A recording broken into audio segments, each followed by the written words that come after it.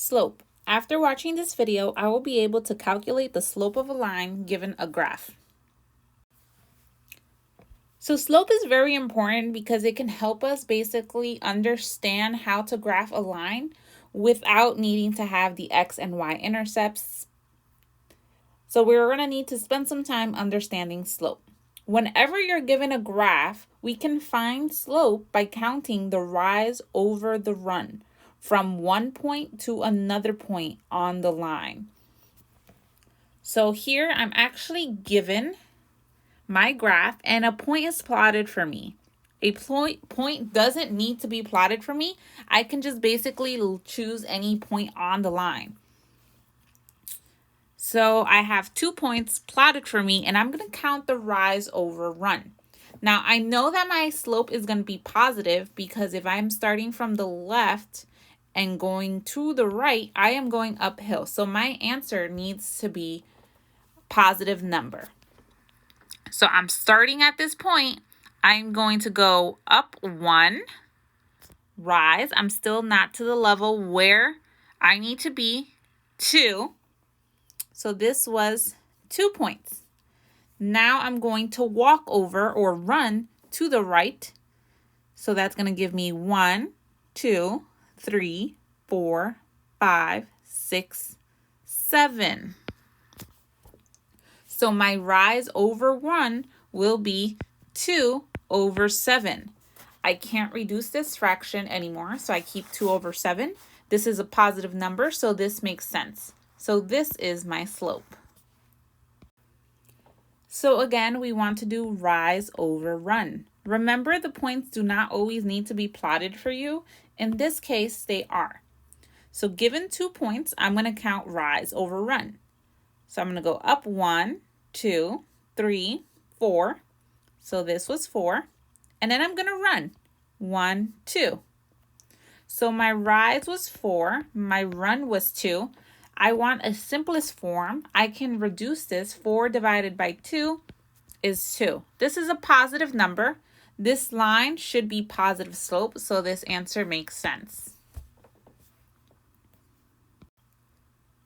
Now looking at this example, I know that because we're starting from left and we go to the right, this is downhill, so my answer needs to be a negative number. So I'm just going to put a negative there to remind myself this should be negative. So I'm going to do my rise over run. So in this case, I'm going to start from the red dot so that I could rise. And then I'm going to move over to my green. So starting from the red, I rise 1, 2, and then I run to the left, 1, 2, 3. So this should be negative 2 over 3 because this is a negative slope. Okay, so now that we're gonna kind of getting the idea of what slope is, I want to bring you one step further and to notice what slope and a line actually means to us and why it's so important. So if I'm trying to find the slope of this line at this point,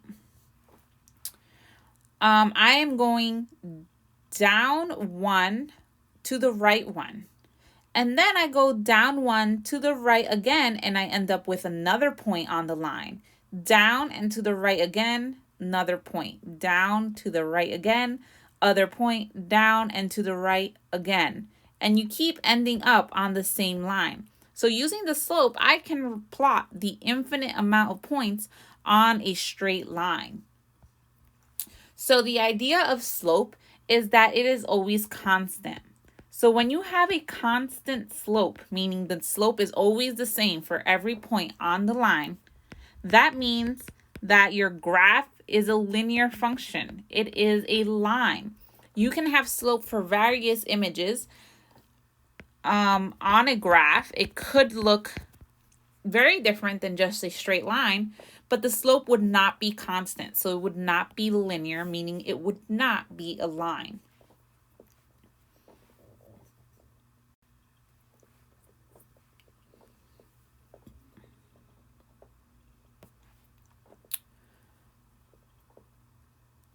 So here we're going to plot our points.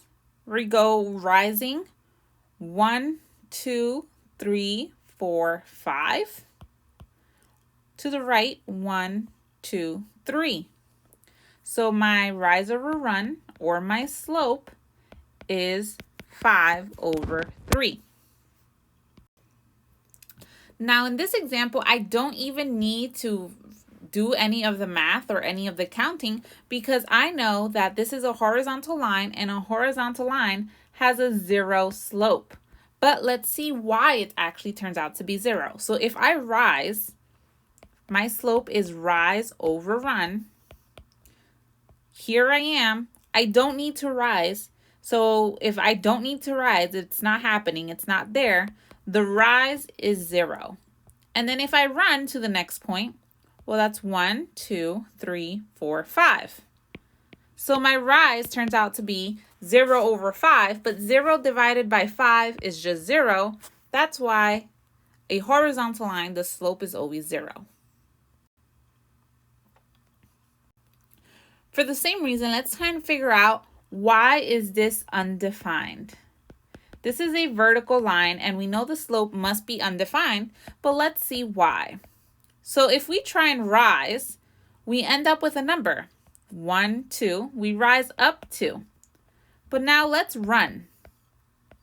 Well, there is no run because you just end up right where your number is, right where your point is. So that would be over 0. So 2/0. There's something very special in math that cannot happen never, ever, ever, ever, ever.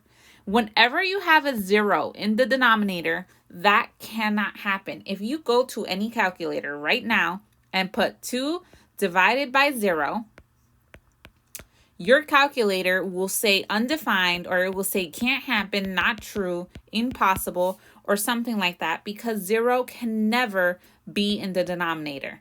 Never. That's why the slope is undefined.